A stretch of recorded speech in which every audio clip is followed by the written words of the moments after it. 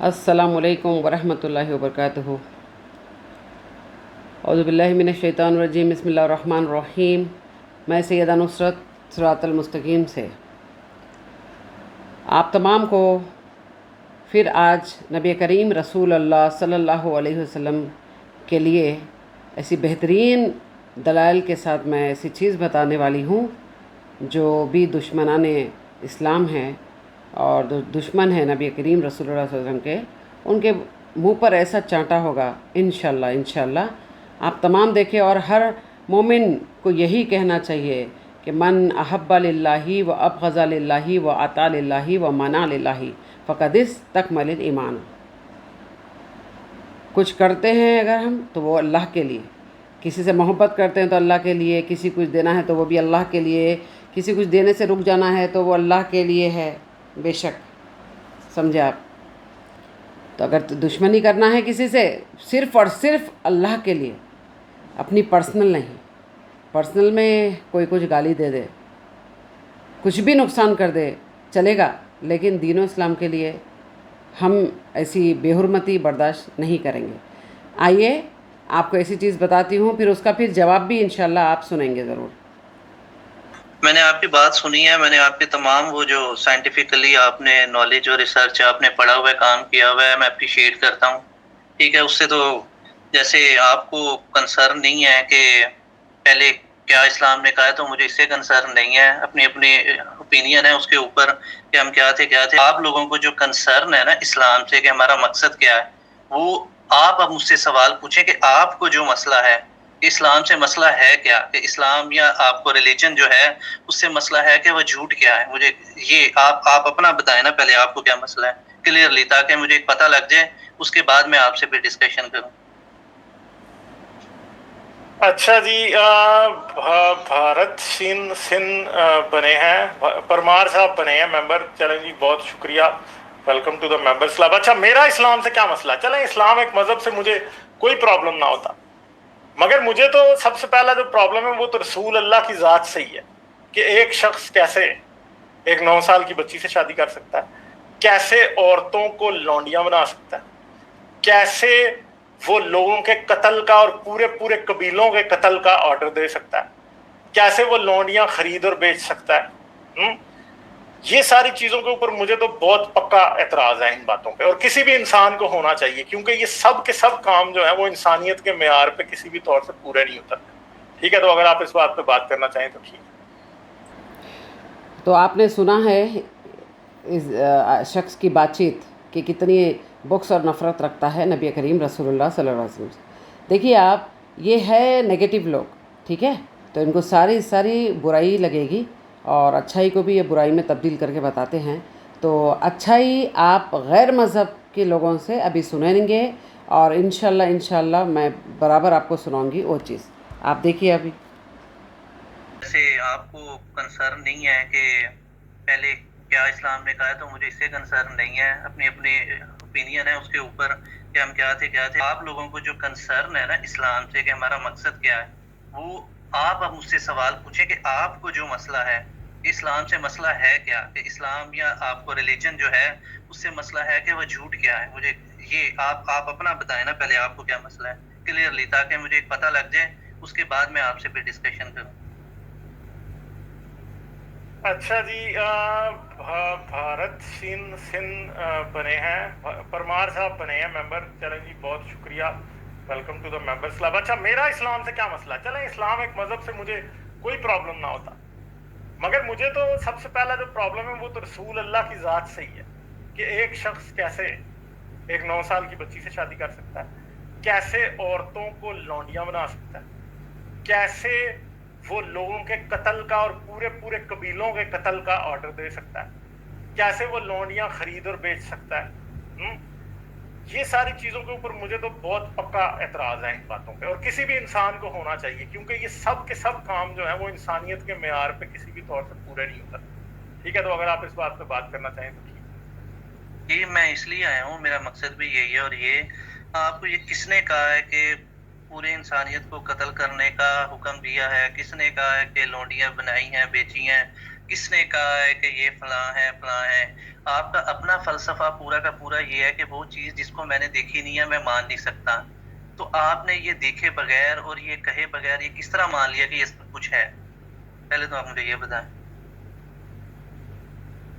अच्छा जी, क्या मैंने ये नहीं देखा कि इस्लाम में सुन्नत रसूल पे अमल करते हुए औरतों को लौंडियां बना के बेचा गया? देखा है, सारी दुनिया ने देखा है। बोको हराम ने किया है, आइसिस ने किया है।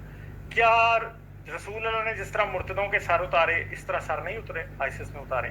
क्या रसूल अल्लाह ने जिस तरह होमोसेक्सुअल्स को बिल्डिंग से गिरवाया, क्या इस तरह नहीं हुआ? आइसिस ने किया। ठीक है, क्या रसूल अल्लाह की 11 बीवियां थी या नहीं? ये बात हदीसों में और कुरान से साबित है। क्या रसूल अल्लाह ने 9 साल की बच्ची से साबित की थी? वो हदीसें मैंने नहीं लिखी, ठीक है, वो तारीख की किताबें मैंने नहीं लिखी, आपके मुसलमानों ने लिखी। आप उनको ना माने या माने, उससे कोई कंसर्न नहीं है। कंसर्न इस बात से है कि मेजॉरिटी ऑफ मुसलमान और दुनिया के तकरीबन सभी मौलवी, तकरीबन सभी, कुछ होंगे जो नहीं मानते, जो पुराने स्टैंप रहे आपको कह सकते हैं, वो इस बात को मानते हैं कि रसूल अल्लाह ने 6 साल की उम्र में आयशा से शादी की, 9 साल की उम्र में जो है वो आयशा के साथ सेक्स किया। इसके अलावा आपने कहा कि सारी इंसानियत का कत्ल, मैंने यहाँ पे जो बात की है वो क्या है?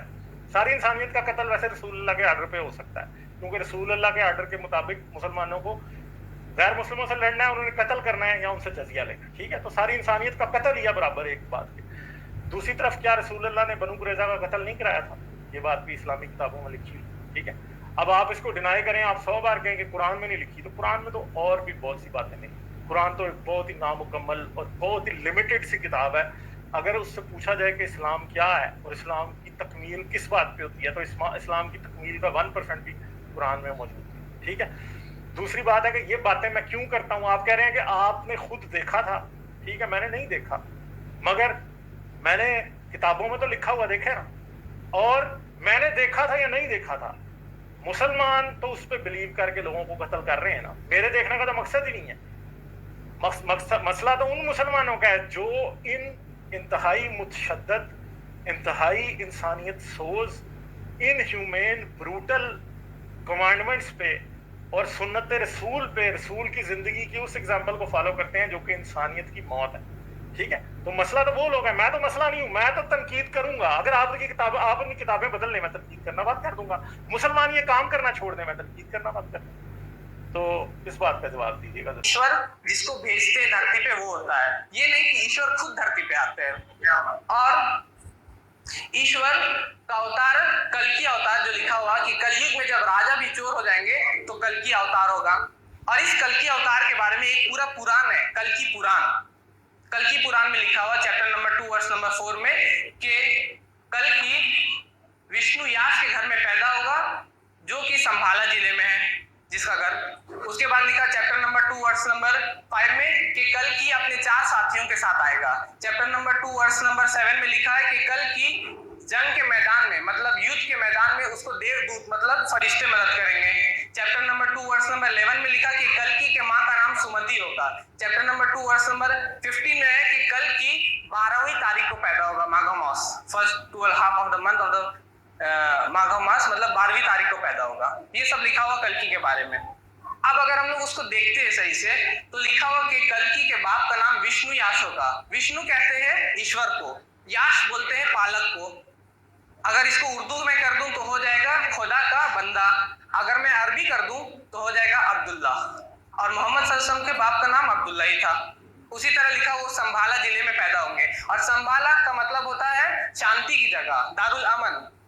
कुरान में मक्का को जहां मोहम्मद सल्लल्लाहु अलैहि वसल्लम पैदा हुए थे दारुल अमन कहा गया। वतीन वज़ैतून वतूर सिनीन वहादल बलदिल अमीन, अमन की जगह। उसी तरह लिखा हुआ कि कल्कि अपने 4 साथी के साथ आएंगे। अगर आप कोई भी बायोग्राफी मोहम्मद सल्लल्लाहु अलैहि वसल्लम को उठा के पढ़िएगा तो सब बायोग्राफी में यही लिखा हुआ कि वो अपने 4 साथी, मेन 4 खलीफा अबू बकर, उमर, उस्मान और अली रजी अल्लाह ताला, ये चारों के साथ वो आए थे। उसके आगे लिखा हो कि कल्कि के माँ का नाम सुमति होगा। सुमति बोलते हैं शांति वाले को, उर्दू में होगा सलामती वाली, अमन वाली, और अरबी में होगा आमना। और मोहम्मद सल्लल्लाहु अलैहि वसल्लम की माँ का नाम आमना था। उसी तरह वो 12वीं तारीख को पैदा होगा। और हम लोग जानते हैं अभी थोड़े दिन पहले 12वीं तारीख गुजरा जिसमें पैदाइश मनाई जाती है, जो कुछ लोग मनाते हैं, वो 12वीं तारीख को पैदा होगा। तो इससे हम लोग को पता चल रहा है कि कल की जो कि बहुत सारे हिंदू दोस्त मेरे जिसका इंतजार कर रहे हैं वो आके चले गए, लेकिन कोई हिंदू दोस्त मेरे जब मैं उनको बताता हूँ तो वो कहते हैं कि नहीं, अभी कल की अवतार आने वाले हैं। तो मैं है मेंशन नराशंस का। नराशंस वेद में नराशंस कहते हैं नर आशंस, नर और आशंस से मिला हुआ। नराशंस मतलब होता है एक ऐसी नर, एक ऐसा शख्स जिसकी प्रशंसा हो, जिसकी तारीफ हो। अगर उर्दू में बोले तो ऐसा शख्स जिसकी तारीफ हो, अगर अरबी में बोलूं तो होगा मोहम्मद सल्लल्लाहु अलैहि वसल्लम। तो नराशंस लिखने का मतलब इन द सेंस मोहम्मद बोल रहे हैं। और ये नराशंस वेद में कितनी जगह है, सिर्फ रेफरेंस अगर मैं गिनाऊं तो Rigveda book number 1 hymn number 13 verse number 3, Rigveda book number 1 hymn number 18 verse number 9, Rigveda book number 1 hymn number 106 verse number 4, Rigveda book number 1 hymn number 142 verse number 3, Rigveda book number 5 hymn number 2 verse number 2, Rigveda book number 7 hymn number 2 verse number 2, Rigveda book number 10 hymn number 64 verse number 3, Rigveda book number 10 hymn number 102 verse number 2, Yajurveda chapter 21 verse 31, Yajurveda chapter 20 verse 37, Yajurveda chapter 20 verse 57, Yajurveda chapter 21 verse 55, Yajurveda chapter 28 verse number 2, Yajurveda chapter 28 verse number 19, Yajurveda chapter 28 verse number 42 और सामवेद गीता मंत्र number 1319। इतना reference है कल ही।